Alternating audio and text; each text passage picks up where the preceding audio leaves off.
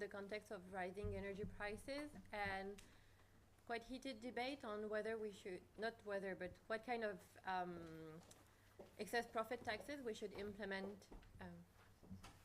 mostly on energy companies. So we have a panel here and everyone is going to discuss implementation, problems, issues, and what we can do to, in the context of those energy prices that are increasing quite quickly. Thank you. Mm-hmm. So I'm going to start by presenting our speakers today. We start with Arthur Guillauzic, economist and researcher at l'Institut de Politique Publique. We have Manon Francois, who has started today. She's economist and researcher at the EU Tax Observatory. We have Quentin Parinello, senior policy officer at Oxfam France. And we have David Amiel, French member of parliament from the Renaissance Group and member of the Finance Committee. So, as Manon was explaining, today we want to talk about the rise in energy prices and how it's affecting companies, because in most cases it is hurting them, but we have some companies that are benefiting from these rising prices. So in today's conference, we will discuss the best way to tax these companies. And to start, let's define what is excess profits. Do you want me to start? Yeah, sorry.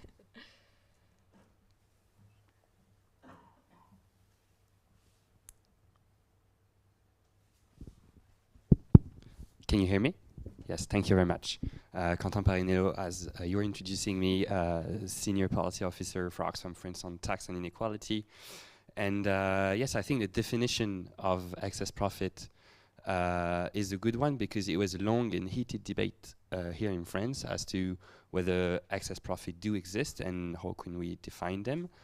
The good news is that we have historical examples of excess profit tax throughout the last century. We have more or less 10 examples, been in France, in Japan, in the US, of excess profit tax, and they more or less end up with the same definition, that profits that are not derived from innovation, that are not derived from productivity gains, but that are derived from context, let's say a crisis, a pandemic, earthquake for Japan. And when companies simply increase their margins without actually deserving it, can be qualified as excess profits. And it's a good news to see that the EU Commission adopted an approach to that problem. It's a good news that they ended up saying, well, we have a high electricity price, we're going to do a price cap, but we don't want solely to put the burden on renewable companies, on nuclear companies, but also on fossil fuel companies, and we're going to throw in, so they called it a solidarity contribution to avoid the word tax, because if you use the T word in the EU, you need unanimity, and it takes years and years to move forward. So that was a sort of smart way to get around it and adopt it quickly. But it's essentially an excess profit tax that looks at profits that are neither the result of innovation nor the result of productivity gains. And it's definitely a step forward, and perhaps we can go back and forth then on the pros and cons. Yes, we will discuss further this proposal by the European Commission. But when I was discussing this definition of excess profits, David was mentioning that it's very difficult to consider this definition because it's very different between different countries, different companies. So David, what can you say on that? First, I will say that I agree with most of what Quentin just said. I think that it's very important to separate the question of excess profits from important profits. When we talk about excess profits, I think we all think of a concept close to economic rents. That is profits that are above what you would expect from a standard return on capital plus average cost. That is standard remuneration of the factors of production and the way the economy should work. when we talk about economic rents, we talk of an excess profit that has nothing to do with, as you said, innovation, risk-taking, investment, etc. So that when you tax them, you don't produce disincentives to further economic activity or to make further investment. Then you have the practical question. Once you make the conceptual definition, how do you apply it in the real world? And I think that you need to have a combination of a quantitative analysis and of a sectoral analysis. And that is exactly the approach that was taken at the level of the European Union. You have a quantitative metrics. That is, you said that you have excess profits when your profits are in excess of 20% with respect to an average of the last 4 years. And you have a sectoral approach, that is, it applies to the energy sector, where there is little doubt that in the context that we are currently experiencing, there are huge rents that are generated because nobody in the renewable energies, in the nuclear sector, in the gas and oil sectors were expected when they made their investment decisions that Putin would invade Ukraine, basically. So I think that it was very important. And then I will come back to how we implemented it in France. Of course. Could you explain us a little bit further, like, which are like the most important points of this proposal, just as context for our audience, the proposal of the European Commission? Yes, so I would say a little more than that, is that basically the European proposal rested on 2 pillars. They said first there is the electricity sector. On the electricity sector, there are important rents that are generated when the price of the electricity is above a certain threshold.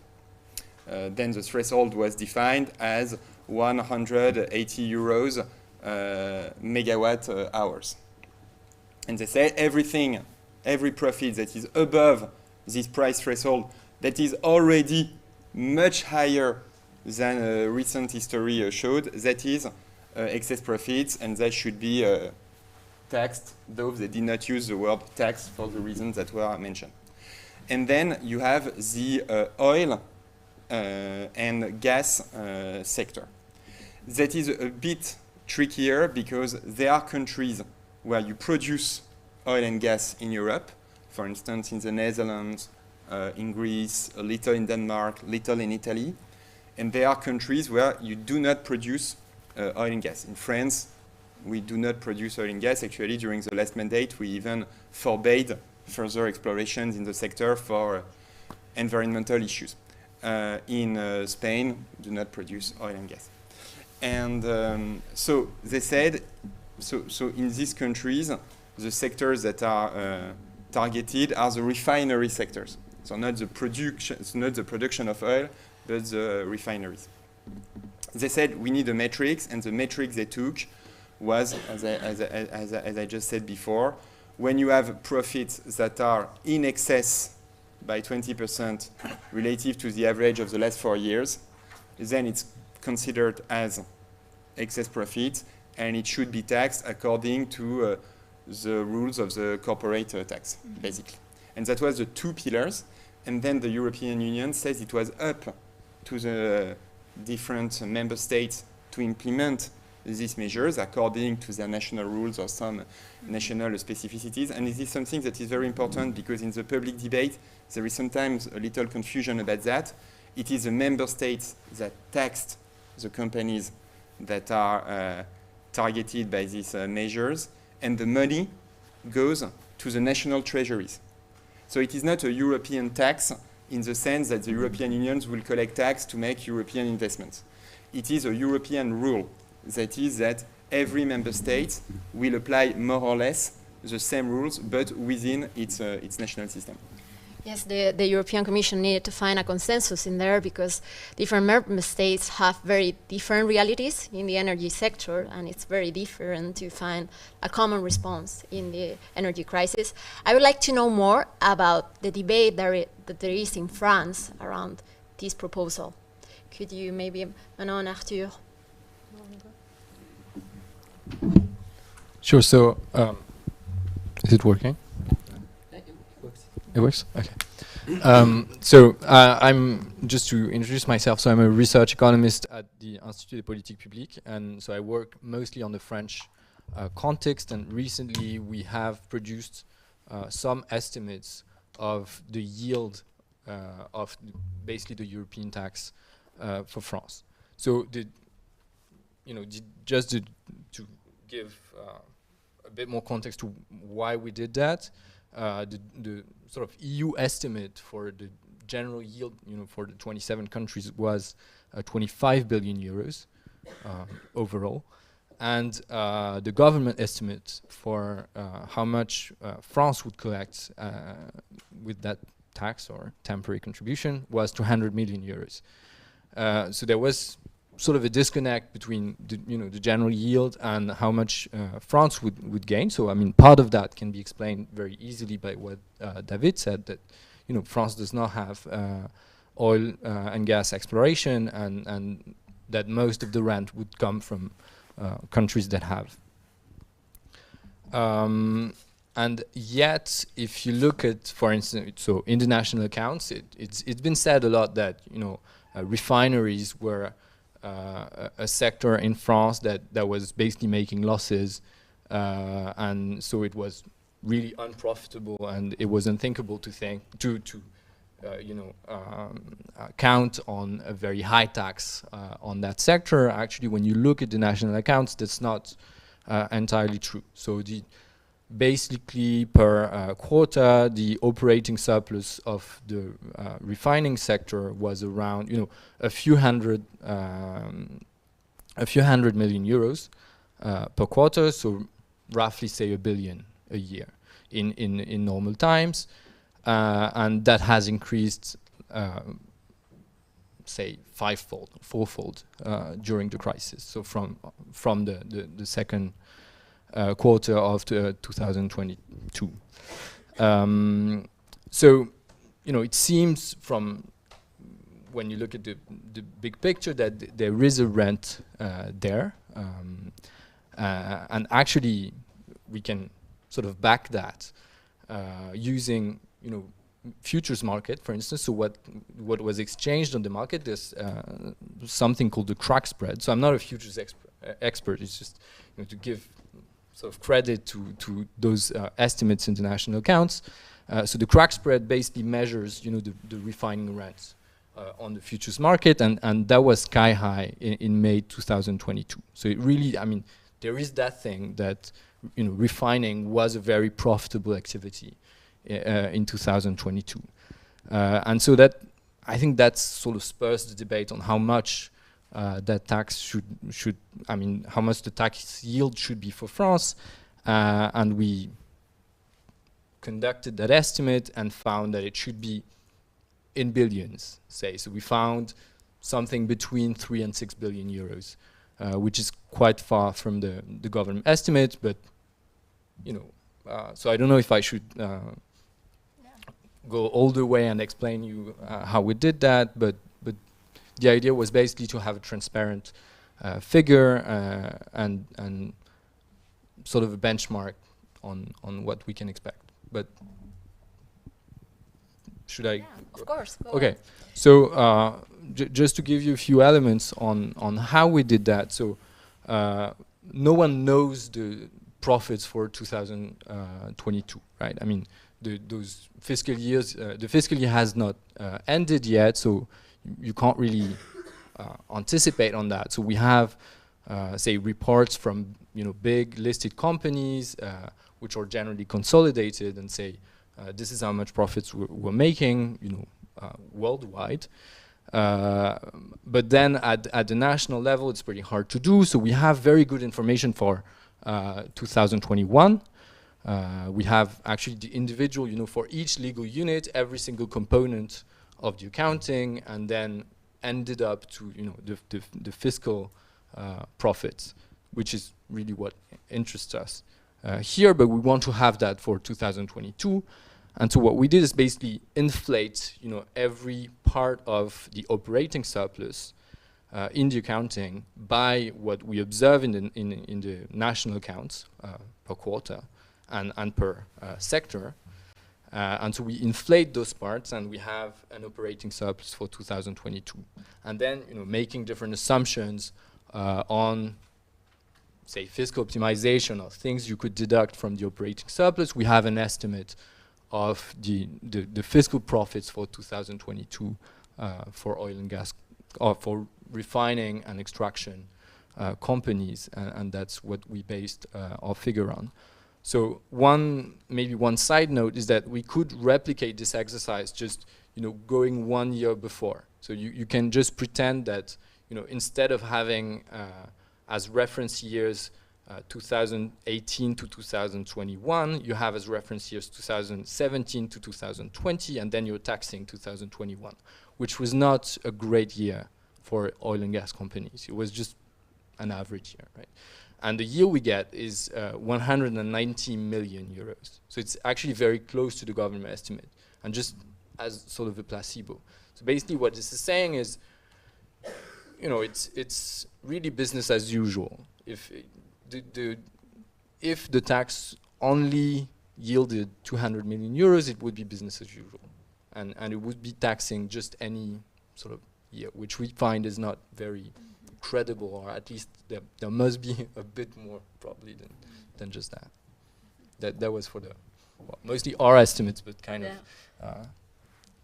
maybe Quentin, do you leading want to- to? Can I have the picture? This mic, I don't know. No, just to say that you have to remember that there are two pillars, as I said in the European proposition.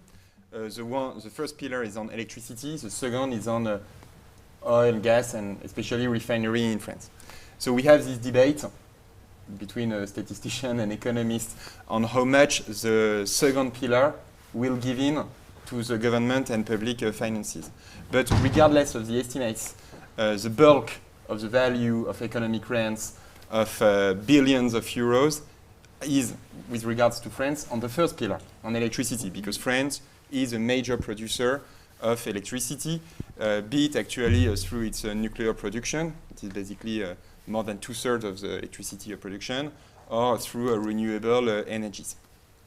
And when we look at the projections for the year 2023, and even actually for the year 2022, there will be massive explicit or implicit taxation of economic rents in the electricity sector. To give you an idea of the magnitude, for 2023, we expect around 26 billion euros coming in from the electricity producers to the national budget.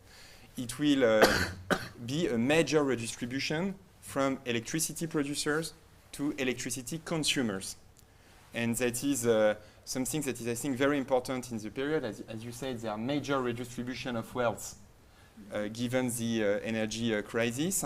You have energy producers that are going through a period of excess profits, but you have also households and companies that are energy consumers that are obviously facing big difficulties. So we have this in France, what we call the bouclier tarifaire. That is, we have major subsidies for electricity consumptions for households and firms. It has a cost of roughly 45 billion euros for next year, year 2023. So I say that to give you an idea of the magnitude. That is more than half of the bouclier tarifaire, more than half of the subsidies to protect people from high electricity prices will be paid for by this taxation or implicit taxation, because sometimes it is through contractual mechanisms, and I can get back to that. But in a way, this capturing of rents within the electricity sector, and that is really the bulk of what we get, and it is something that should not be a surprise given the structure of our energy production in France. The final objective is this redistribution of wealth. Quentin, what's your opinion on the solidarity contribution proposed by the Commission? All right, thank you. Just on the 26 billion, I'm not sure, I'm going to double check with you, but I think part of it is that a part of a scheme that already exists in France, and the surplus is actually 5 to 7 billion on that first pillar. I can. All right, it would be a bit more. All right. So again, we're taxing renewable and nuclear companies because the electricity price is high, and the electricity price is high because the cost of producing electricity is high because of high gas prices. So then again, there was a political discussion. Should we make nuclear company and renewable companies pay for the high price of gas? And the EU Commission said, okay, we're also going to make oil and gas companies pay for it. And we think it's a good news. Then again, the question is the energy sector the only one making excess profit? And the answer is no. We also have food companies making excess profit. We have transportation companies making excess profit. In France, the national parliament, and you were heading one of the sort of flash mission inquiry to look at excess profit. They also looked at the excess profit of a maritime freight company called CMA CGM. It's one of the major company. They eventually decided not to include it, but that was part of the discussion. You have banks that are making right now excess profit. For part of 2021 and 2020, pharma companies, big pharma companies were also making excess profit. So one of the first limitations we see with the European Commission proposal is that it is limited to energy companies, not because of an economic reason, but because of an institutional reason. They could tackle with a qualified majority the issue of excess profit in energy because of the issue with electricity. You can deal with electricity issues in the EU with a qualified majority. If you want to tax, the T word again, very important in the EU, if you want to tax other sectors, you need unanimity. There's no economic reason right now preventing us from actually exploring the taxation of excess profit in other sectors. There's an institutional reason to prevent us to do so at EU level, but there's no reason to prevent us to do so at national level. So that's one. And it's the reason, by the way, because a number of member states are actually, taxing the excess profits of the financial sector, not only in the energy sector. Spain, Czech Republic, Portugal, they're actually also covering the financial sector. So that's one of the limitations we see with the EU Commission proposal, and Oxfam, but civil society at large, unions, other NGOs, we're actually calling for the tax of excess profit of all sectors making excess profit, using the same metrics than David was outlining before. So that's one. The second is the tax base, and I think we're going to come into that later with you, Manon, because that's the bulk of the EU Tax Observatory proposal. Whenever we use a tax base on profits, it means that the base is vulnerable to tax avoidance by multinationals. And this is also why we end up with a revenue estimates at EU level that is somewhat so little compared to the profits of big energy companies. And this is also why other countries, Spain again, changed the tax base. Spain made a tax base based on sales. Italy made a tax base, so it's not sales, it's closer to added value. It's between sales and added value. But again, they didn't decided to put an excess profit just on profit, excess profit tax just on profit, because it was too vulnerable to tax avoidance practices. This is, to us, a good way forward. And again, we're not the only one saying that. The AMF recently published a paper saying that the best way, the smartest way to tax excess profit was to look at profits at a consolidated level and distribute it on a sales basis. This is actually a closer approach to what the EU Tax Observatory is doing, and I will definitely let Manon explain it because you will do it better than me. To me, that actually says two things. One, that the debate we're having on excess profit is not over yet. France not exactly voted the measure because it was passed as the budget 49.3 resolution by the government, so there was no discussion. But bear in mind that all political groups in France wanted to go further than what the government was proposing. They wanted to cover more sectors. They wanted some of them to have higher rates. They wanted to have a tax base that was different. So the debate on excess profit is likely not over in France and likely not over in a number of countries. And the second, to me, it's actually the more important thing to me. What all these proposals and limitations say to me is that we still have a problem with the general way we tax multinational companies, not their excess profit, but their profits in general. And all of the reforms that were discussed at the OECD level, the minimum tax, the Pillar 1 redistributions, they would not have been sufficient to capture the rent made by companies thanks to the crisis right now. So to us, this is also the sign that we need to continue the discussion at international level to reform the way we tax big multinationals. Just to continue with this discussion, the other panelists, do you see any other limitations of the European Commission proposal just before we get into the EU Tax Observatory proposal? Any other limitation? Yeah, I can. please. Oh, it's okay. No, several remarks. The first is to say that I can testify as a member of parliament that we voted on these issues. Actually, we voted twice. We voted first time in July, and the second time we voted within the Finance Committee on these tax issues, and the alternatives were rejected. But that is not obviously the most important question. I think that we have at least 3 questions that were raised within the discussion. The first question is, what is, in a way, should we go beyond the energy sector? Is the metrics that we are applying to the oil and gas, the electricity, be applied to the general economy, or at least to other sectors as well? I think that it is where we had a political debate also in the French Parliament. We thought that given that we are talking about excess profits as economic rents, when we talk about economic rents, we talk about profits that are unrelated to innovation, risk-taking investments. That is exactly what Quentin was explaining in his first speech. It is very hard. When we talk about energy sector, we are certain that they are not relative to innovation, investment, risk-taking, for all the reasons we said.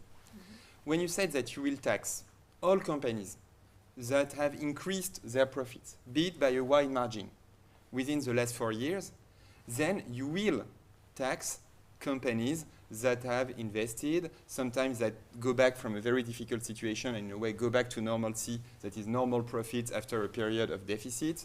You will tax companies that have invested, innovated, and I think it will be strange from an economic point of view to have higher taxes on companies that grow faster.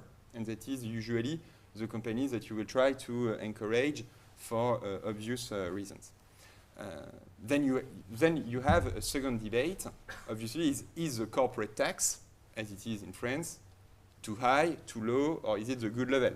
But it is a bit another debate. Then you have the question, and on that we think that we reduced the corporate tax because we thought it was too high in the last 5 years, and we will be now stable. Then you have the question of international issues. Is the corporate tax basis adequate in the globalization context? Obviously, we all think that it is not.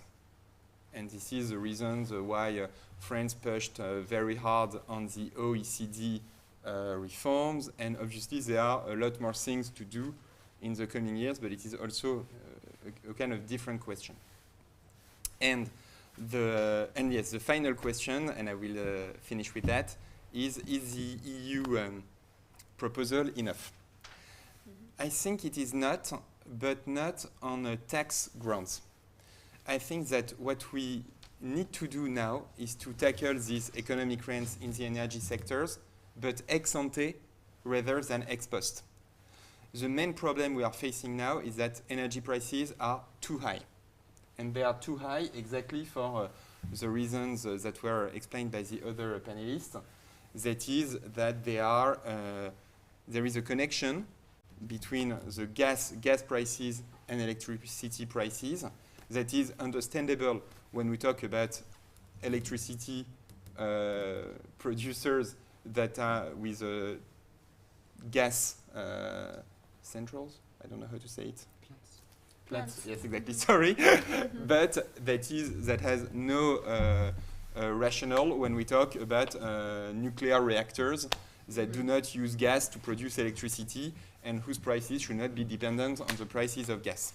And what we need to do, I think, now is to focus on the European level on all measures we can implement. Is the connection between gas and electricity, common buying strategy on gas to reduce also gas prices when we import it, etc. So that to reduce electricity prices, it will reduce profits for the energy producers, but it will be much more direct for all energy consumers rather than taxing ex post and trying to redistribute them. I think that it will be the most important issue in the coming months. Arthur? Yeah, so just on the broadening of the tax base and just taxing other sectors than the energy sector. I mean, maybe that's a bit out of the scope of that conference, but well, probably is of interest still. So we did kind of the same exercise as what we trying to put a number on such a tax. And well, there was another proposal actually by the NUPES, so the left-wing coalition, with a broader tax base. So that's what we simulated, but actually it's pretty close to just applying the same rules to all sectors. So I think the numbers can carry through. And what we find is a yield of basically between 20 and 45 billion euros. So it's quite large, and the sort of placebo exercise. So having putting the same tax but in 2021 would yield 7 billion euros, which is already quite high, So I think it really it cannot be the same political objective of taxing all sectors or just taxing the energy sector. And taxing the energy sector is pretty clear that it's to compensate for the Ukraine invasion. Then for other sectors, it feels a bit more complicated to just associate those very high profits to the exact situation that Europe has been facing due to this invasion, and attaching those profits to the war is not as straightforward as it is for the energy tax. So then, well, maybe that's fine, and we just want to tax high profits. But it's true that in that case, it's not clear to me why we should do that rather than tax, have a higher corporate income tax and just tax profits more, because we think that we should not have profits at such a high level, which sort of feels like. So one of the challenges, as you were saying, is to connect these excess profits with the current political situation, and the other one is to have an estimate of these profits. And I think that this is where the EU Tax Observatory has done a great job. So I want to hear more about this alternative proposal, in which Manon was one of the researchers at the EU Tax Observatory. Yes, so as you said, the issue with standard profit taxes is that profits can be shifted from one country to another, and especially from high tax country to low tax countries. And we have evidence in normal times that profits are very sensitive to the tax rate in one country. So France, which is considered as a high tax rate, high tax country, faces outward profit shifting, so profits that are that should be booked in France will be shifted to other countries like Ireland or Luxembourg. And with such an excess profit tax, what we could expect is that firms have already implemented all the tax schemes to evade taxes, so they can just easily shift a little bit more taxes, profits, so that they will try to pay low amounts of taxes, even through the excess profit tax. So some companies that didn't pay profits taxes before, they've announced that they're going to pay taxes because they've made massive profits this year, but still it's very low, and we've observed in the past that those firms did not pay taxes in high tax country. So we're talking about a one-time tax. So our idea was to discuss about a tax that could not be easily evaded, which means it's something that has to be it has to be a metric that is given and ideally public. So what we focused on is market capitalization. So it's basically how much a company is valued on the financial markets. This is given because you can observe stock prices for each listed firms online, And firms cannot very easily manipulate that. One way is you say, okay, I'm going private, I'm no longer listed. But then it's very unlikely that you're going to do that for a one-time tax. And there are not a lot of other way to evade or to hide your market capitalization. Market capitalization is very linked to your profitability and your performance overall, even though it's not perfect. But we do have a lot of energy firms that had increase in market capitalization. So just to give you an idea, our starting point was we looked at what is called the Eurostock 600. So it's 600 firms that represent about 90% of the stock market capitalization in Europe. And overall, since January 1st, the market capitalization of those firms decreased by about 20% if we take the average. But then when you look at just energy companies, and those energy companies faced an increase in market capitalization of 15%. And then if you narrow it down to those specific firms that faced actual increase in market cap, then the increase is about of 35%. So compared to everyone else, basically in most sectors who suffered a lot from the crisis, those firms actually had big increases. So what we did is we tried to come up with an alternative to the European Commission proposal, and we said, okay, we're going to take the increase in market capitalization between the beginning of this year, and so for the moment we did it until September, but you could imagine it could be implemented until December. And we compare the difference, and we say, okay, we're going to tax this increase in market capitalization for all energy company. And we applied it with the same rate as the European Commission proposal, so 33%. And the gains are much higher than what has been announced for the moment through the solidarity contribution. So it was 25 billion euros for the solidarity contribution, and we find about 65 billion euros for our proposal. One main difference is not just the tax base, it's also that you have in Europe a lot, or in the European Union to be even more specific, you have a lot of companies that actually sell products to European consumers that are not EU companies. For example, you can think of Shell or BP or you can think of Exxon. A lot of companies, they have made massive profits and they're kept out of the European Commission proposal. So the solidarity contribution will not tax those firms. And what we propose is that for all European companies, we would actually tax them because they're European. So we say all their market capitalization can be taxed for Europe. And for companies that are outside of Europe, so the headquarter is outside of Europe, we can approximate their market share for Europe.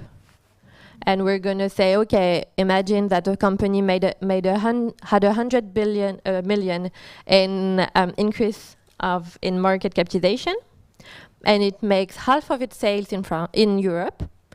So we're going to tax half of the 100 million at a specific tax rate.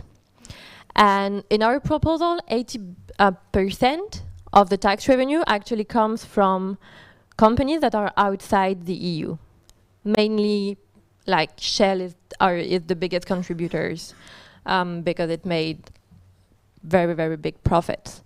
And that's also one of the limitations of the European Commission proposal. It's very hard it was already difficult for the European Union to implement a solidarity contribution, mainly because you cannot use the word tax and not everyone agrees on what you can do. But it's like trying to tax foreign companies is even harder because then you're getting into some diplomatic issues potentially, but it's it's a very big limitation if you cannot tax those firms that actually have a presence in the European Union and have big market shares. And actually, we have the information on how much they contribute within the EU in terms of their presence, because we have country-by-country reports that have been made, some have been made public, and otherwise the tax administration has the information. So this is what we use to a little bit build a counter proposal to the European Union and what's being discussed. You have explained very well the main differences with the proposal of the European Commission and how it tackles many of the challenges that these taxes on excess profits have, like how it really links these excess profits with the current crisis, and how it's something transparent, like market capitalization. It's very easy to control, and we can also see the impact of the crisis on it. So I would like to know the opinion of the other speakers on these proposals.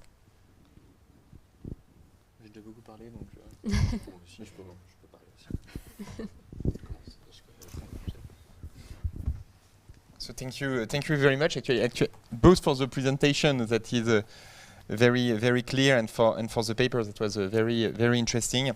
I think that from a more practical, in a way, or political point of view, what was very important for us when we had this debate in the summer and in the beginning of autumn was to have a solution that was both quick to implement and as European as possible. I'm talking about from the French perspective, in a way. When I say quick to implement, is that it was important to have a solution that could yield benefits as soon as possible, given the crisis, the economic situation, the level of prices, and that had as little possible challenges in front of the courts. So when we rely on existing instruments, in that way, it's always stronger because there are precedents.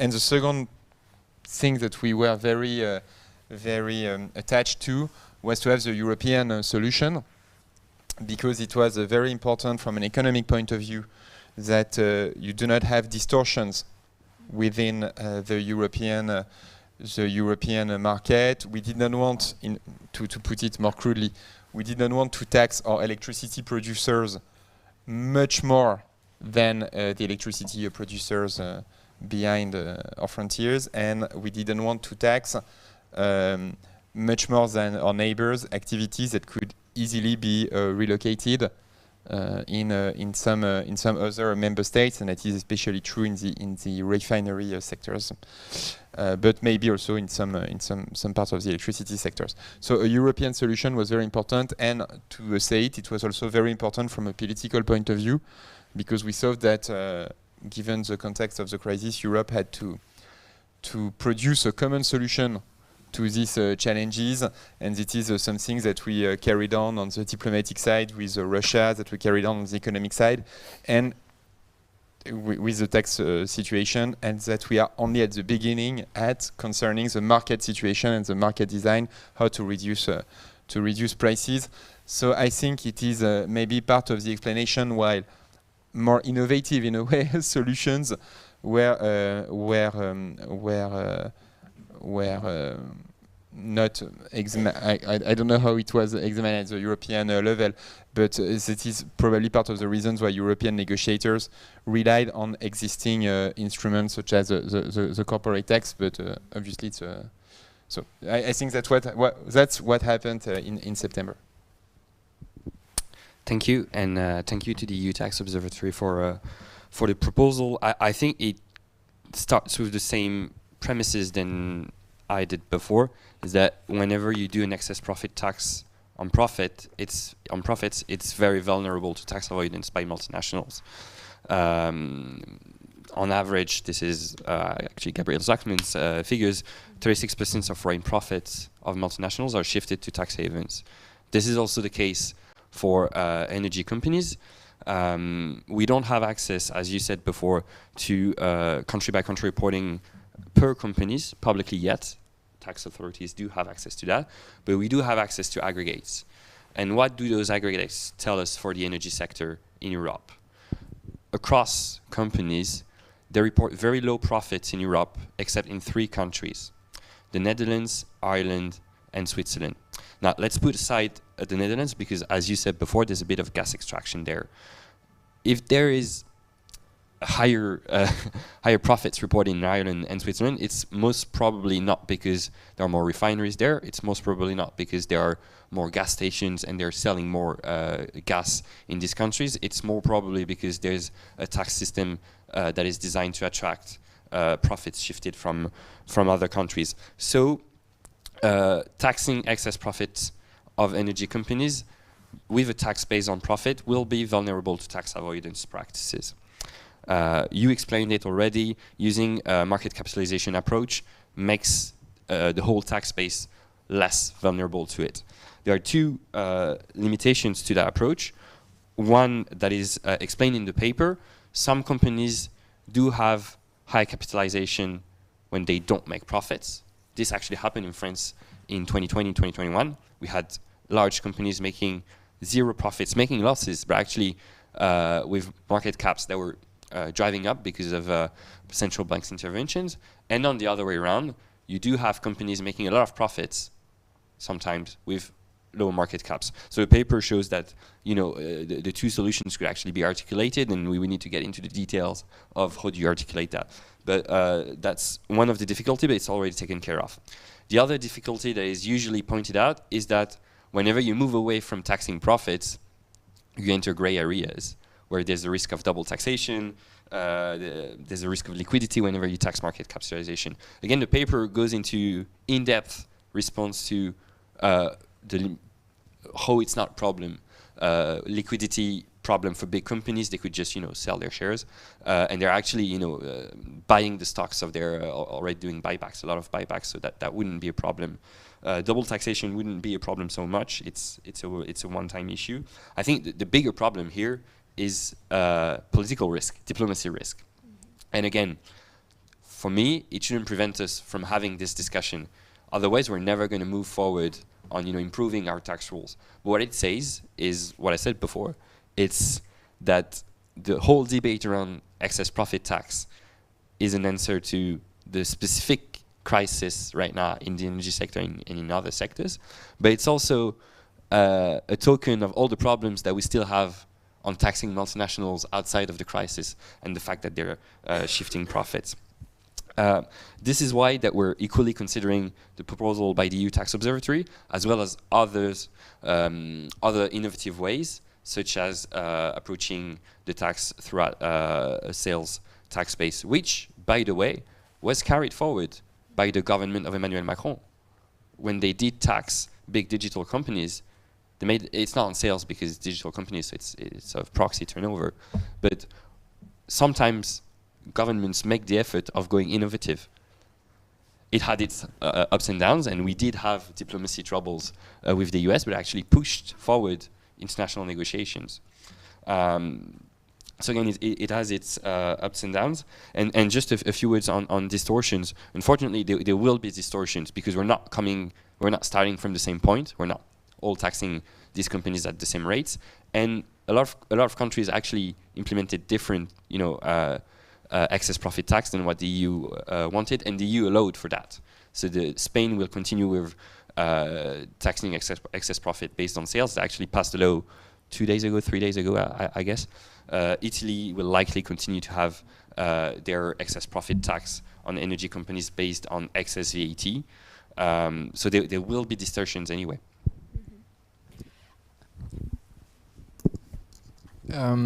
Yeah, so I found the EU Tax Observatory solution quite innovative and appealing. I had actually, I think it was based on an earlier proposal by Emmanuel Saez and Zuckman for sort of a general way of taxing multinationals and avoiding shifting. And I think the sort of excess profits in the energy sector are a nice application for that purpose. I have one. So I think there might be some more general problems, in particular in the incentives of being a listed firm, if you use that as the general way of taxing multinationals, but because here it's a one-off, I think it sort of avoids those caveats. One thing, however, that I think might not be such a problem if that's the general way you have to tax profits, but that might be if that's a one-off is double taxation. Maybe I'd be happy to hear your answer, but my impression is that, well, actually, you may have some excess profit taxes in other countries, and the solution of taxing on market cap relies on quite heavily on the assumption that markets are efficient and that this is going to be priced in the next day. And if that's not the case, or firms could always argue that this is not the case, and then you would have to account for double taxation, and so to have to withdraw from the tax that you're getting, the taxes on excess profits that have already been paid. And the problem is that taxes on excess profits in the energy sector are not something new, and actually many countries producing oil and gas and extracting have that sort of schemes within the tax system. So it's the case in Saudi Arabia, for instance. I mean, they get more taxes from Saudi Aramco in high tax scenarios than in high oil price scenarios than in low oil price scenarios. And so my impression is that they could deduct or have a way of deducting that would actually make the tax base a lot, or maybe not a lot, but smaller than what it is in the basic estimates. And so that was sort of my general fear, at least, that it or maybe it would converge with the the EU solution of hoping to get 25 billion euros on oil and gas companies, which is still not so bad. Innovative proposals are usually a victim when we are in an emergency and a crisis, because we tend to favor proposals, as you were saying, that are easily to implement, something that we already know. So sometimes we don't give a chance to something more innovative because we are afraid of implementation. So I would like to focus now, Manon, in the implementation of this tax. Yes, so it's new, it's never been done, so we don't exactly know the challenges that would arise, mainly because we would most probably face some challenges by some countries or firms that would not really agree to that kind of tax. We know one main challenge is that we need some. We use sales in the European Union for firms that were outside the EU as an apportionment to how much taxes you could pay, and we know this can be an issue because this is something that has been proposed with the OECD proposal, so Pillar 1 and 2, with the CCCTB from the European Commission already. We know that this is something that is difficult to pass and that countries do not all agree on what kind of factor allocation you can use to divide profits between countries. So this is one first issue. Of course, there is the double taxation issue. Assuming markets are efficient, if you say, okay, we're going to tax market capitalization, then market cap are supposed to decrease. And so you're going to, or if you say we're going to tax the other way around, we are taxing excess profits, market capitalization are going to decrease. So the tax base for our proposal would be reduced, and then there's no double taxation. And that's in theory. In practice, it may not be one-to-one. In which case, for sure, there might be some double taxation issues, and in which case, then some very specialized tax lawyer will have to get into that to know exactly how we can enforce that kind of proposal. Our point was not only to say, okay, we have an idea and we've been through all the technicalities and this is implementable. Our idea was to propose something that may not be implementable tomorrow, but that is around, and then that is an alternative to a easy solution that was, okay, we're going to just sort of expand the current corporate tax trade with excess profits, but it's very flawed. And at some point, we need to move away from our current system. I think everyone here agrees that the current tax system is not good, and we were all waiting for the minimum tax to be voted in the European Union. It's not the case for the moment, so we're just trying to propose other things because maybe it can lead to some other proposal. But yes, for sure, it's not. It can be easily implementable in the sense that we have exchange securities committees that could gather the tax revenue. We have the information that is readily available, but there can be some low constraints on this proposal for sure, and that's exactly why I think the European Commission proposal was easily passed, because it's based on current national tax law. But this is the right side of crisis, that sometimes we can be for decades with the same system and we don't make the required reforms, but then when we have a crisis, we are forced to find new solutions, to try to find alternatives. So now we have these discussions that we wouldn't have otherwise about which would be the best way to tax these excess profits. So following on this discussion, we know that every proposal has advantages, disadvantages. Which do you think would be the best way to tax these excess profits? And this is a question open to all the panel. Okay, I'm just gonna go first. Then we've done some counter estimates in our proposal based on what if we were to take global profits, which are not subject to any kind of profit shifting, because in one country where you can say, I'm declaring 0 in France and I'm declaring everything in Luxembourg. Fine, but overall, you're gonna sum up everything, irrespective of the tax rate, it's gonna be the same if you declare everything in France or in Luxembourg. So we do observe global profits for like the largest firms, because they publish their financial statements. We don't have the decomposition by country, but we have the global ones.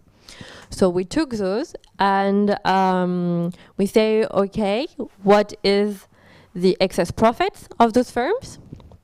We took the exact same definition for excess profits as the solidarity contribution, and we computed how much the European Union would get with the tax. That tax is global profits, and we apportion for non-EU companies, again based on market share.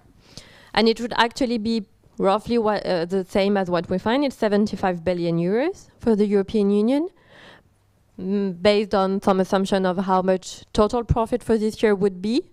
So it needs to be a bit conservative, because we don't have precise firm level data for the European Union, not enough to replicate, for example, what the EPP did for France. But this could be a very good way, and this is inspired from all the discussion at the OECD level, where you would just take global profits, and the best way would be we take some apportionment factor that can be sales, that can be employment, that can be a mix of a lot of things, and we redistribute profits based on these factors. And I think this could be a good way, but we're all waiting for these developments at the EU level. Arthur, because you have been working with different estimates, l'Institut de Politique Publique, what can you tell us about this? Sure. So I'm not sure I have an answer to what's an ideal way beyond maybe the proposals made by other institutes. But so just to come back maybe on shifting and remaining on the scope, of taxing energy companies, I think so. The way the EU has done it is actually quite smart in the sense that it's not too subject to shifting in in my view, in the sense that it's really defined, at the legal unit level. So it's, if you're a refinery, or if you're a legal unit doing some refining, and you have more than 75% of your sales in refining, then you are subject to the tax, otherwise you're not. And so that's quite good, because if you're doing the tax for 2022, well, most of the sales have actually happened, and they are declared sort of on VAT, for instance. You've declared your sales already, so it's a bit too late to sort of shift massively, change your prices, change how much you're selling to your subsidiaries, etc. So it's late to shift. And the definition at the legal unit means that you can't really, impute losses within the group, etc. It's a bit hard to do. So that, I think, is a good thing. The problem is that it's also sort of highly contingent on what's the structure of those firms, what's the structure that they had chosen before, and what's the structure of their costs. And so you may end up with firms which all organize such that their refining subsidiary is actually quite profitable, or quite easily profitable, and in other countries it might not be the case, and you are just putting costs in your refining subsidiary, and actually the profits, when you're decomposing legal units, the profits are done really at the very end in the gas stations. And then, so the yield of the tax is actually quite dependent on what was the structure before. So it's not, I think the problem for that tax is not specifically shifting, in the sense that, profits would just vanish within those legal units. Is that you may sort of miss the target, even though you are still, that there were some profits done within even like a fiscal group. That would be the case in France. You may have some profits within the fiscal group, but if you're doing the tax at the fiscal group, then you will also have the shifting possibilities at the fiscal group, meaning imputing losses in the fiscal group, etc. And you may end up with a lower yield than what you have defining it at the legal unit, but still defining it at the legal unit, you're missing a lot of the excess profits. So it's a bit pessimistic. There's no ideal solution of doing it, even within a restricted national context, because of that, I think. There's never an ideal proposal, but to me, I think the ideal response would be what Manon just described, which incidentally is also what the IMF supports as an answer to the excess profit in the energy sector, but even in other sectors. That is taking the global profits and apportioning. So the IMF recommends buy sales, which I'm not sure is actually the ideal factor for the energy sector. Perhaps a mix of employment sales and other factors could be a right idea. Again, as a one-off, this has some downsides on diplomatic pressures, which is why that I think that our second best option would be to have a general approach by sales for this year, and then keep pushing for working on apportionment, which is, as Manon was just saying, in the debate in the so-called Pillar 1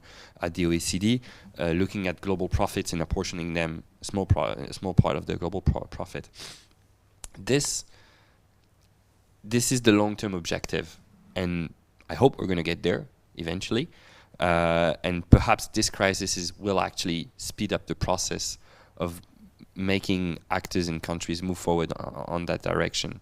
So that's one on the ideal base, global profits apportioned by sales. Second best options, sales based. Third best option is the unit profit, but to me it's still vulnerable. And then the ideal one is also to extend it to other sectors. The way the EU proposal is designed is that you compare the profit you make this year to the profits you made in the past, the average profits you made in the past 3 years, with a 20% discount, which means that they consider that organically, without the crisis, you would have a 20% growth rate. I'm not sure we have a lot of companies outside of the 3 years of crisis, 2020, 2021, 2022, that do have a 20% growth rate. 2021 was a bit particular in France. You had like the largest profit margin in history. So to me, this seems like a good unit of measurement also for other sectors. And I understand that this is also what a number of political groups think, and this is also why I think the discussion might not be over in National Assembly. And I'm sorry for David, you might have a lot of nights again speaking about this or other stuff in Parliament.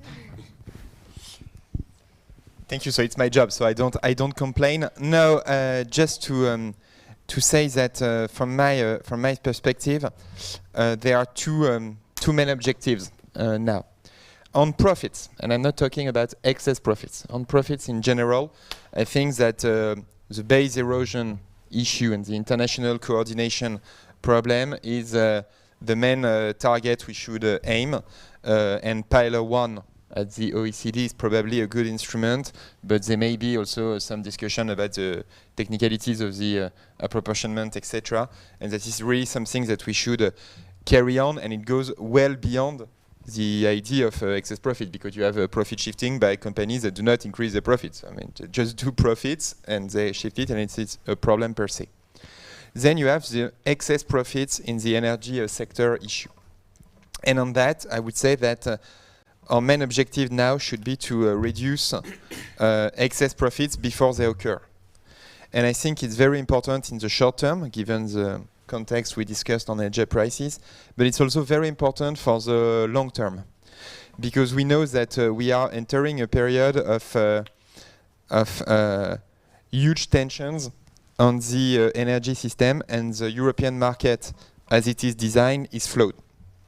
And I don't think that we can treat energy as any other commodity in the context of the energy transition and the ecological challenge, environmental challenge we are facing. And to conclude on that, I would say that the energy market, I think, is flawed in three ways. The first one is that it has a strange connection between the prices of carbon, meaning the prices of gas, and the prices of electricity. You want the price of carbon to increase, you want the price of electricity to decrease, to encourage switching from carbon economy to a green economy, and from an energy production based on gas and oil on an energy production based on nuclear and renewables. So we have to disconnect these two prices. Then it is flawed because it has a huge volatility, and we can see it in the recent months. It's not only that the prices of energy are high, it's that they are highly volatile. And from one week to another, from 1 month to another, you have huge increases and huge decreases. And in the coming years, you want to have huge investments in the energy sector. You want to have huge investment from the producers, so that they can develop renewable energies. For instance, we are discussing a bill in Parliament right now on that topic. You want to increase investment in nuclear energy, etc. You want to have huge investment in the consumers part of it. You want people to switch from a fossil fuel car to an electricity fueled car, etc., etc. And you need to give stability and visibility. And it is and the market as it works now does not give that. And the third flaw is obviously that it creates huge rents, which is always a problem in a way. And the discussion we had really showed that is that all measures, as you said it, has advantages and disadvantages. We needed to do something now because the situation was unbearable from both an economic point of view and from a social point of view, but it is never perfect. And the first best is to reduce rents before they occur. I think we have an important discussion at the European level, not only for the coming months for the short-term challenges, but also in the coming years for the long-term ones. Yeah, these measures were temporary, just for the current crisis, but we need to find solutions in the longer term. And as we have seen, it's very challenging to find a good way an efficient way to tax excess profits, but it's very important to have these discussions. So thank you, everyone, for your insights. And I wanted to have some time for our audience in case they have questions.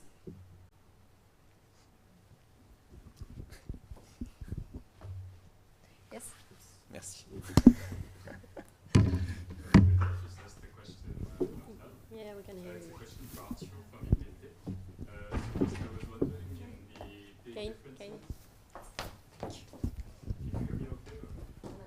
so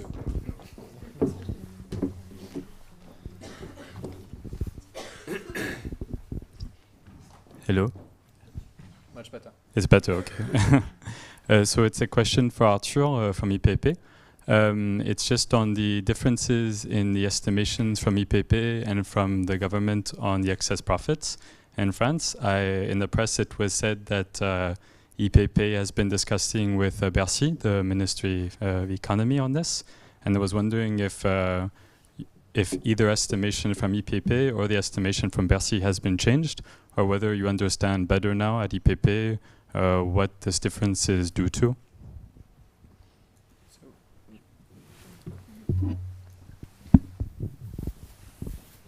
So we don't fully understand the differences. What we think is that the official estimate is mostly based on case studies because they have, information from the contributors that we do not have, and so that's what we understand. But what we think is that our estimate is quite transparent, and it's some things. If either the tax yields more than expected, but I think everyone thinks that's good news, so it's great. It's only good news, and everyone will be happy at the end. Or some things have to be revised, and the national accounts can't be.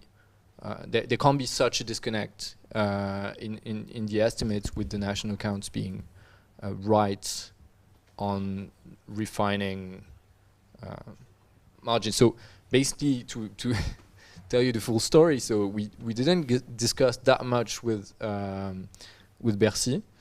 They just gave us some hints on what might be wrong, and we tried to improve, and we ended up with really maximalist assumptions on what could be shifted on the amount of losses that we could put on the profits. We ended up with 3 billion, so it's still pretty far from their estimate, but we did talk to Total afterwards. After our conference, they wanted to talk to us, so we did. And it's true that they're saying that they don't really understand our numbers, and that they were basically claiming that the price of gas has increased like tenfold, and actually that their refineries consume a lot of gas, and which so their sales increased. That was true, but their intermediate consumption increased a lot as well, which meant that their profit margin actually did not increase that much. And that might be true. It's just it clearly at that stage it's not reflected in the national accounts. Maybe it will be in the future, and actually Total and the government are right. But still, we think it's good to have sort of a method to try to put those numbers out and have a benchmark on what we can get from it. More questions?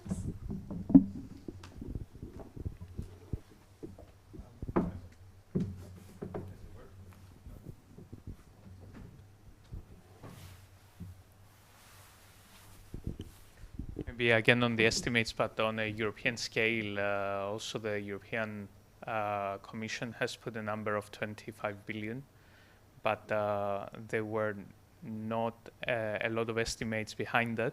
So it will be interesting to see what you think of that number, because we also had political parties or the parliament approaching us about what they think about these numbers, and if we can do estimates about them. So to this day, personally, I have not seen anything.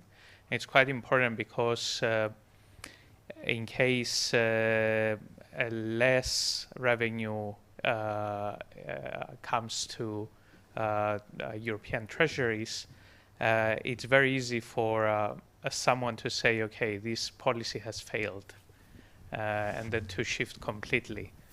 So I don't know what you think about the estimates that they have given.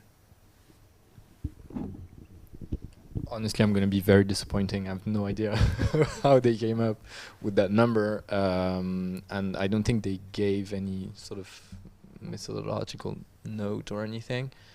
And on top of that, policies are being implemented in different ways in different countries, and so it seems very, or maybe there was a lower bound on what they wanted to get if anyone was applying the rules in a minimal way, but I honestly do not know, and that would require, I mean, reconstructing it and knowing if, you know, our French estimate really connects well with what they have estimated is, I think, quite difficult. So we have not done that. Anybody else?